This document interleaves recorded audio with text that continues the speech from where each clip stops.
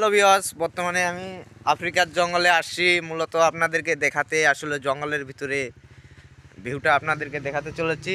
চলো let's go. আমি এখন বর্তমানে আফ্রিকার জঙ্গলের ভিতরে ঢুকবো।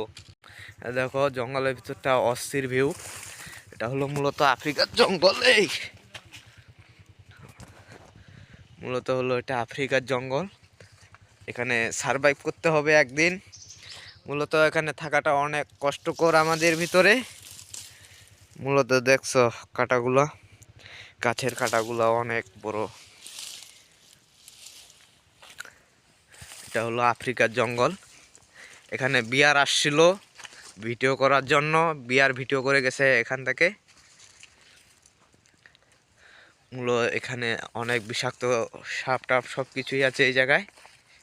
মূলত আমাদেরকে সারভাইভ করতে হবে এই জায়গায় একদিন। রাতটা কেমন কাটবে এই জায়গায় আমরা জানি না, অথচ আমরা সারভাইভ করবো ওই জায়গায়। হ্যালো ভিউয়ার্স, আরও অবিশ্বাসক ঘটনা দেখাবো আপনাদেরকে। এই জায়গায় দেখুন অবিশ্বাসক জিনিস।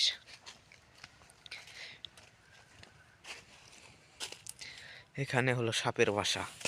এটাতে ভাঙতে হবে, ভাঙে দেখতে হবে পোকামাকড় আছে কিনা নেই। আমার খাওয়ার জন্য কিছু লাগবে। এই শিট, এখানে মূলত খাবার পেলাম না, সব হলো পিঠা। হ্যালো ভিউয়ার্স, এই যে অবশেষে দেখতে পারছো উড়ির ভাষা। এটা হলো উড়ির ভাষা। গাছের ভিতরে ওই জায়গায় দেখো ছোট ছোট গর্ত করছে এরা। এটা হলো আফ্রিকার জঙ্গল। এবার যাব ভিতরে, ভিতরের ভিউটা দেখানোর জন্য। আসলে খুব রিস্ক। এই দেখো কাটা, কখন যে শরীরের ভিতরে বিতে যাবে বলা যাবে না। চলো লেটস গো। এই দেখো এই কাটার ভিতর দিয়ে সারভাইভ করার লাগবে। মূলত কাটাগুলো বিঁধে যাচ্ছে, খুব রিস্ক।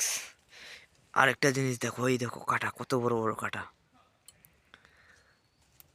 একটা কাটা যদি একবার শরীরের ভিতরে বিঁধে যায় অবস্থা শেষ। এই জায়গায় সারভাইভ করা অনেক কষ্টকর। আশেপাশে কোথাও বাড়ি নেই, খালি জঙ্গলময় জঙ্গল।